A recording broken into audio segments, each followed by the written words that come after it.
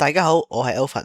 大家平時玩陀螺聽得最多一定係官方四大類型：攻擊、防禦、持久、平衡。但你又知唔知，除咗呢種四種之外，爆旋陀螺其實仲隱藏咗好多社群創出嚟嘅隱藏分支形態。想由新手變高手，呢啲隱藏形態你一定要知。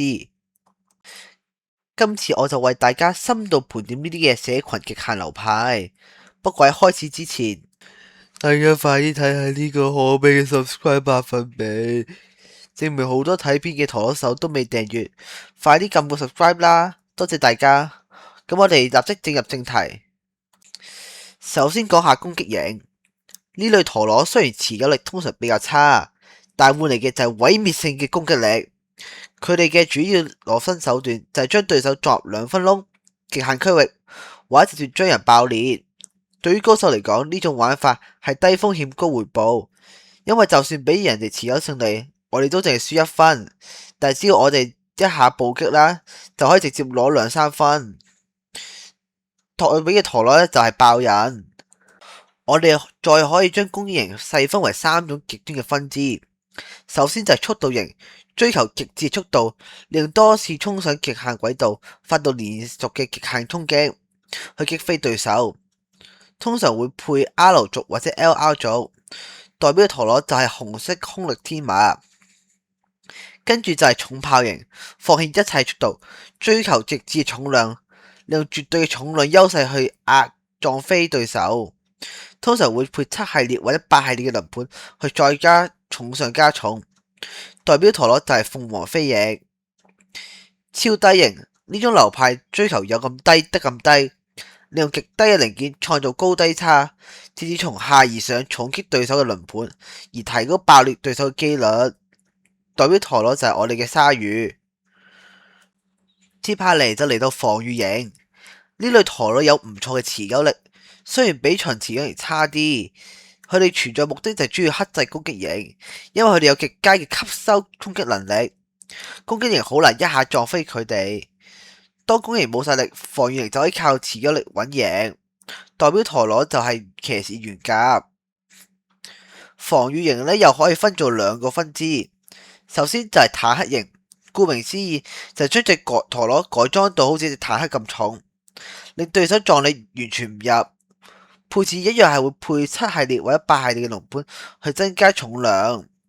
代表陀螺有帝王暴擊 W。接下嚟就係反擊型，呢個陀螺唔係一味死守，而會喺被攻擊嘅時候借力打力，將對手反撞入極限區域或者2分區。呢啲陀螺通常形狀會有少少角啦，或者重量分布會有啲偏重心啦，去更容易去做到反擊呢個效果。代表陀螺就係我哋嘅石頭。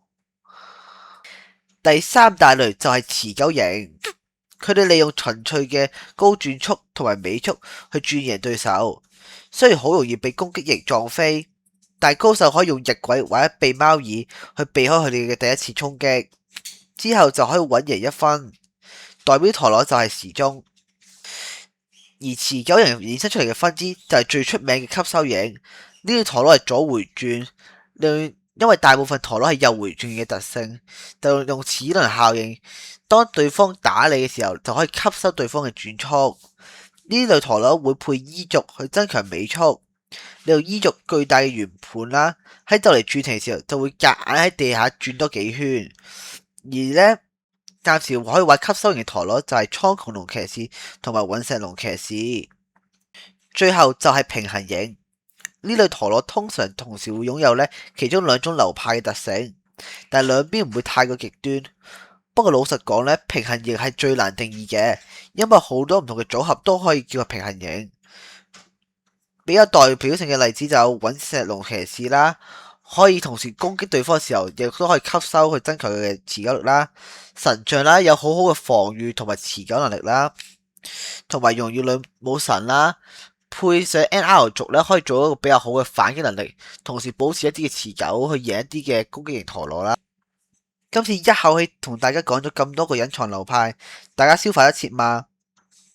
知道咁多唔同嘅分支之後，大家下次組裝陀螺嘅時候就會清晰啲多。你平時又最中意玩邊種隱藏流派？定你自己研發咗一個新嘅隱藏流派？歡迎喺下邊留言話俾我知。如果條片幫到你，記得 like、share 同埋 comment。今次呢條片就去到呢度啦，我哋下條片見，拜拜。